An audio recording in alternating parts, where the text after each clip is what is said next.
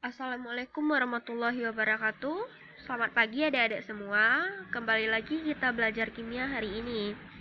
Nah, silahkan disimak video ini hanya beberapa menit. Jadi, ibu minta keseriusan adik-adik belajar melalui video ini.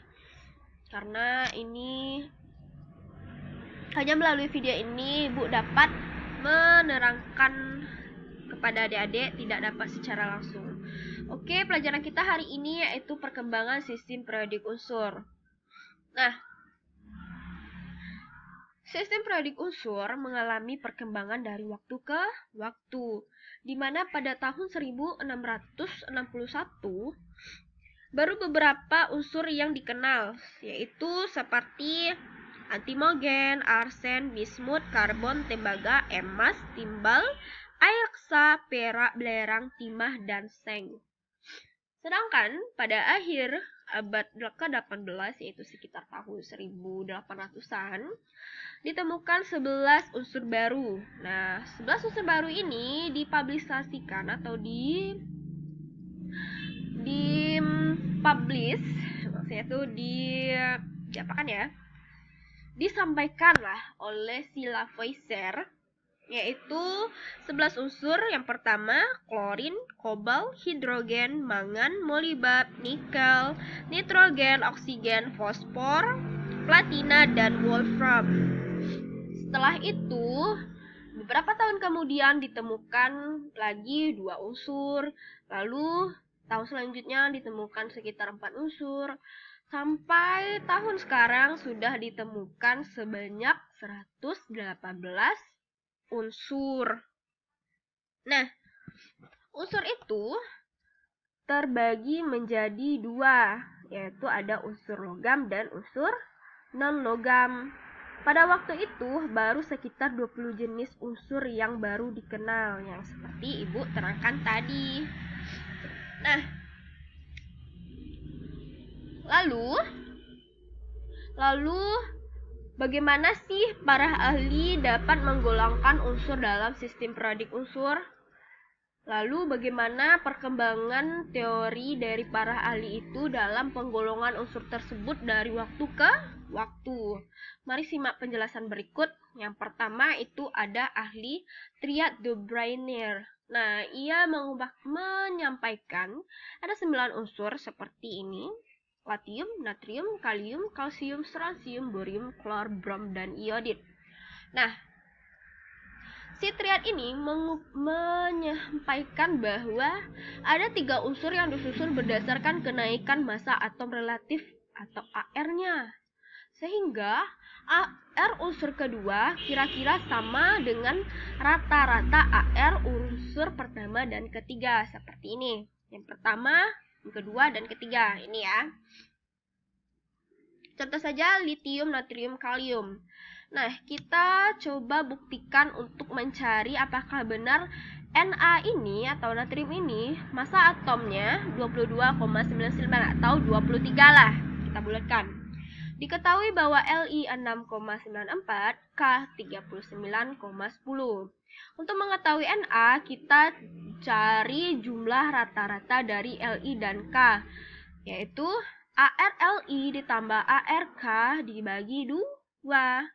ARLI 6,94 ditambah ARK 39,10 dibagi 2 sama dengan 22,9 dibulatkan 32,02. Terbukti bahwa jumlah massa atom relatif Na adalah jumlah rata-rata dari Li dan K. Lanjut. Si teori Triad ini mempunyai kelemahan, yaitu kurang efisien karena ada beberapa unsur lain yang tidak termasuk dalam kelompok Triad, padahal sifatnya sama dengan unsur yang di dalam kelompok Triad tersebut. Nah, ini hanya ada 9 unsur, padahal ada lagi unsur yang sama sifatnya dengan 9 unsur yang disampaikan oleh Triad. Nah, itu kelemahan dari Triad. Kedua, yaitu hukum Octave-Newlands. Si Octave menerangkan bahwa jika unsur disusun berdasarkan kenaikan massa atom relatif, maka pada unsur yang ke-8 ternyata sifatnya mirip dengan unsur yang pertama.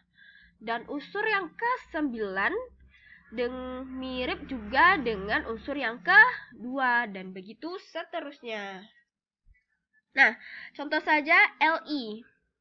Li mirip dengan Na dan K. Be mirip dengan Mg dan Ca. Tadi dibilang bahwa unsur ke-8. Nah, ke-8 kan yang ke-9 lah, yang Na nih. Yang ke-9 mirip dengan unsur yang ke-2, yaitu Li. Kan N ke-9-nya Na, yang kedua Li. Begitu seterusnya. Si K, unsur yang keberapa, urutan keberapa nih? Ini 9, 10, 11, 12, 13, 14, 15, 16. Nah, unsur yang ke-16 mirip dengan unsur Na. Berarti Li, Na, K sampai ke bawah, ini sudah sesuai urutannya, sampai ke bawah itu mempunyai sifat yang mirip. Teori ketiga dari Mendeleev. Nah, si Mendeleev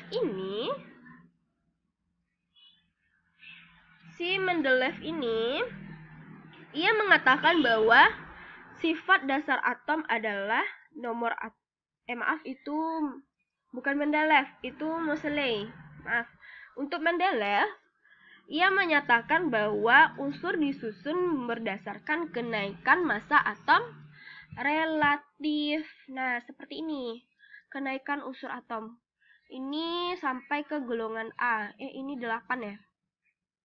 8. Ini anggap aja 8. 8A. Berarti dari H, Li, Na, K, C, U, R, B, A, G, C, A, E, U, AU, itu dari H sampai AU semakin tinggi massa atom relatifnya. Coba buktikan, kita lihat di sistem periodik unsur di tabel kita. Mana nih AU?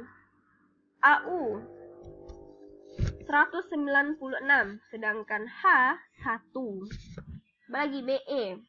Be atau beryllium massa atomnya 90. Benar nggak ya 90?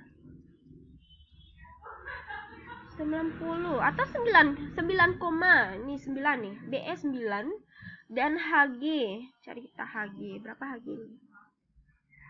Hg 200. Benar? Makin naik bukan? Berarti itu susunan menurut si Mendeleev. Nah, ini ada beberapa teorinya, silahkan dibaca. Di bahan ajar juga sudah ada ini. Ibu hanya menerangkan yang tidak ada aja.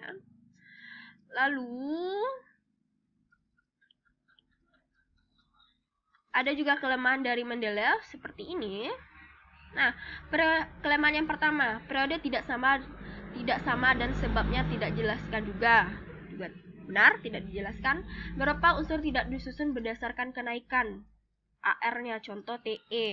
Sebelum Te itu apa? Coba kita lihat sebelum Te 100. Nah, nggak menemukan Ibu. Nih.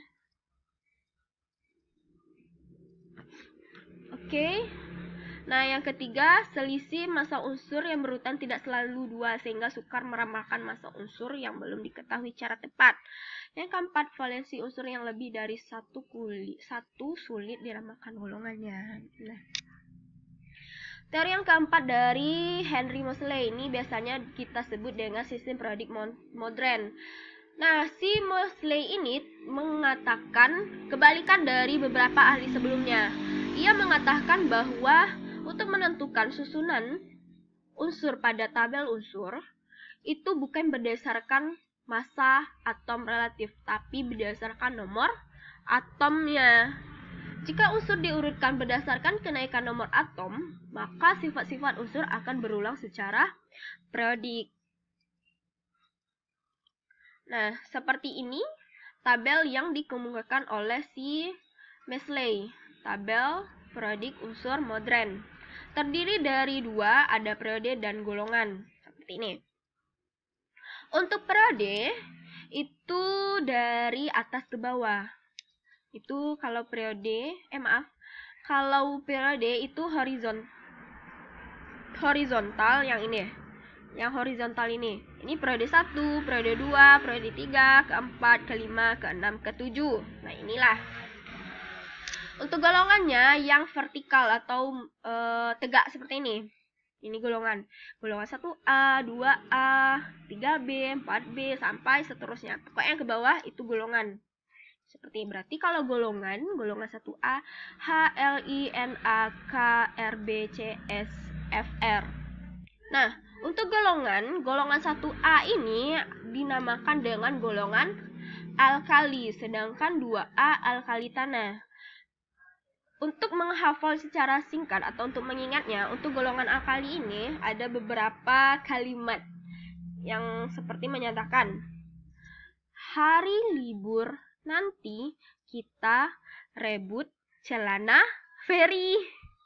Nah, berarti hari H, libur LI, nanti NA, kita K, RB rebut, cesium.